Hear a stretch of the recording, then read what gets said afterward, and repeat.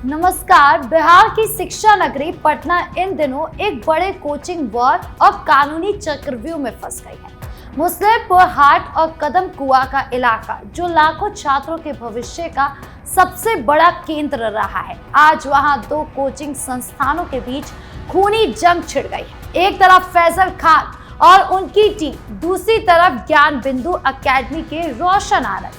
मामला अब सिर्फ पोस्टर हटाने तक नहीं रहा, बल्कि एक बार फिर रोशन आनंद ने अपने भाई प्रिंस यादव की 13वीं पर फैजल खान पर हत्या का गंभीर आरोप लगा दिया है।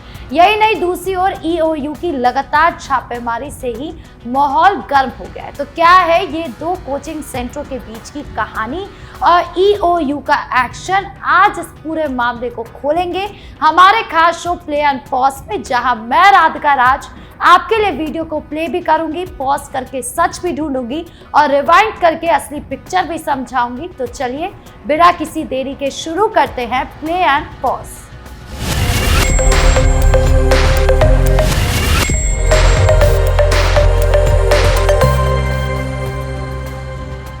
चलिए इस पूरे सनसनीखेज मामले की गहराई में उतरने से पहले और पटना की सड़कों पर शुरू हुए इस खूनी खेल की परतें खोलने से पहले आपको स्क्रीन पर वो 3 वायरल और हिला देने वाले वीडियो दिखाते हैं, जिन्होंने पिछले कुछ दिनों के अंदर पूरे बिहार की कानून व्यवस्था और कोचिंग जगत में भूचाल लाकर खड़ा कर दिया।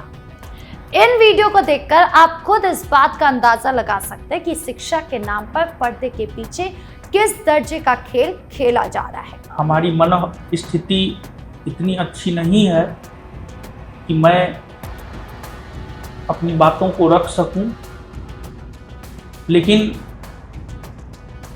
पिछले दिनों जो घटनाएं घटी है उसमें पूरे भारतवर्ष, पटना से लेकर दिल्ली तक के शिक्षकों ने, छात्रों ने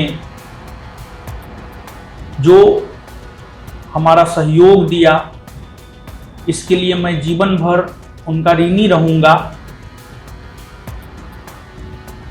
जो मैनेजमेंट देखता था वही चला गया। देखिए ये वीडियो ज्ञान बिंदु अकेडमी के निर्देशक रोशन आनंद के भाई प्रिंस यादव की मौत के बाद का है। इस वीडियो में रोशन आनंद, जिन्होंने अपने भाई की 13वीं पर फिर से अपने और अपने पूरे परिवार के बिखराव की बात की। वीडियो में आंखों में आंसू है, चेहरे पर फैजल खान के रसूख के खिलाफ भारी आक्रोश है। रोशन आनंद रोते हुए कैमरे के सामने ये साफ साफ आरोप लगा रहे हैं कि उनके भाई प्रिंस यादव को एक बेहद सोची समझी साजिश के तहत रास्ते से हटाया गया है, और उन्होंने ये भी बताया कि आज भी उनको यकीन नहीं है कि उनके भाई चले गए हैं। हुआ ये था कि 2 जून को पटना में फैजल खान के संस्थान, उनके अकेडमी और ज्ञान बिंदु अकेडमी के स्टाफ के बीच पोस्टर हटाने को लेकर एक मामूली सा झगड़ा हो गया। आरोप है कि उस झगड़े को जानबूझकर एक बड़ी हिंसक वारदात में बदला गया। अब फैजल खान के संस्थान की तरफ से फायरिंग का नाटक या साजिश रची गई ताकि रोशन आनंद और उनके भाई को झूठे मुकदमे में फंसाया जा सके। इसी डर से रोशन आनंद का भाई प्रिंस यादव नेपाल भाग गया था, जहां बीरटगंज के एक होटल में बेहद संदिग्ध परिस्थितियों में उसकी लाश मिली। रोशन आनंद का साफ कहना है कि जब वो खुद जेल में बंद थे, तब फैजल खान ने अपने रसूख और पैसे के दम पर उनके भाई प्रिंस यादव की हत्या करवा दी। छात्र इस वीडियो को देखकर, इस दर्द को सुनकर पटना की सड़कों पर कैंडल मार्च निकाल रहे हैं और फैजल खान के खिलाफ एफआईआर दर्ज करने की मांग उठा रहे हैं। अब जरा अपनी स्क्रीन पर इस दूसरे वीडियो को भी ध्यान से देखिए। ये वीडियो है देश के बेहद सम्मानित और मशहूर शिक्षक अवध ओझा का। अवध ओझा ने कैमरे के सामने आकर फैजल खान के उस पूरे चमक धमक वाले साम्राज्य और उनके भारी भरकम पीआर स्टंट की धज्जियां उड़ाकर रख दी।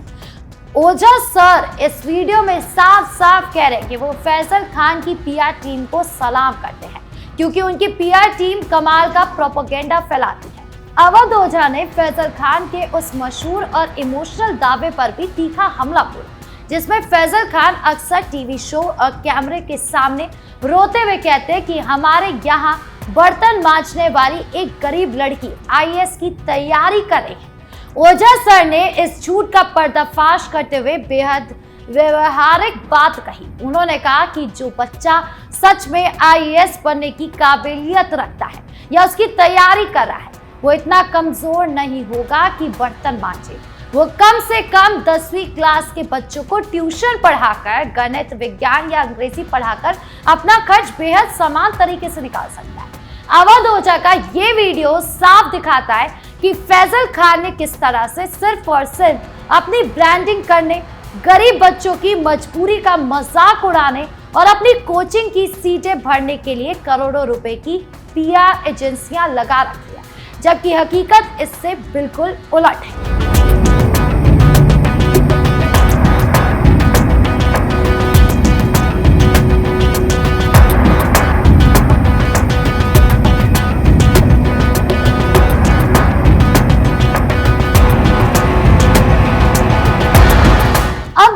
इस तीसरे वीडियो की तरफ ध्यान से देखें। ये वीडियो बिहार पुलिस की आर्थिक अपराध इकाई यानी कि ईओयू की उस ताबड़तोड़ छापेमारी का है जिसने राज्य के भ्रष्ट तंत्र की रीढ़ तोड़ कर रख दी है। ईओयू की टीमों ने पटना और भागलपुर समेत 6 अलग अलग ठिकानों पर भवन निर्माण विभाग के अधीक्षण अभियंता पवन कुमार के खिलाफ आय से अधिक संपत्ति के मामले में एक साथ धावा बोला। वीडियो में आप देख सकते हैं कि किस तरह सुरक्षा बलों की मौजूदगी में ईओयू के अधिकारी दस्तावेजों को खंगाल रहे हैं। इस छापेमारी के शुरुआती जांच के दौरान ही इंजीनियर पवन कुमार के पास से उसकी ज्ञात आय में 103% से भी अधिक यानी लगभग 3,89,00,000 रुपए की अवैध संपत्ति का संसदीय केस खुलासा हुआ। इनके ठिकानों से बेशकीमती जमीनों के दस्तावेज, फ्लैट, शेयर बाजार और बॉन्ड्स में किए गए भारी निवेश के कागजात बरामद हुए। इस वीडियो का इस कोचिंग वॉर से गहरा संबंध इसलिए है क्योंकि बिहार में जो ये अंधी कमाई और कोचिंग से लेकर सरकारी विभाग तक में माफिया तंत्र फैला है, ईओयू अब उस पूरे गठजोड़ को नस्तनाबूद करने के लिए सड़कों पर उतर चुकी है। अब इन तीनों वीडियो को देखने के बाद इस पूरे मामले को पॉज करके विस्तार से समझते हैं। फैजल खान पिछले कई सालों से बिहार में बहुत बड़े कोचिंग ब्रांड के रूप में स्थापित थे। लाखों छात्र उनके क्लासेस में पढ़ते आते हैं। वो खुद को छात्रों का मददगार बताते हैं, लेकिन अब उनकी छवि पर बहुत बड़े सवाल खड़े हो रहे हैं। पटना में उनके कोचिंग सेंटर के पास एक विवाद शुरू हुआ। इस विवाद में रोशन आनंद और उनके भाई प्रिंस यादव शामिल थे। रोशन आनंद ने जेल से बाहर आकर बहुत गंभीर आरोप लगाए। उन्होंने कहा कि उनके छोटे भाई प्रिंस यादव की हत्या फैजल खान ने प्लान करके करवाई है। रोशन आनंद रोते हुए बताते हैं कि जब वो जेल में थे उसी दौरान उनके भाई नेपाल में संदिग्ध परिस्थितियों में मारे गए। उन्होंने साफ कहा कि ये एक्सीडेंट नहीं बल्कि पूरा प्लान था जो कि सोचा समझा हुआ था। उन्होंने नार्को टेस्ट और सीबीआई जांच की भी मांग की थी। ये आरोप बेहद गंभीर है। एक कोचिंग वाला व्यक्ति अगर हत्या जैसे आरोप में फंसता है तो सोचिए कितना बड़ा झटका है।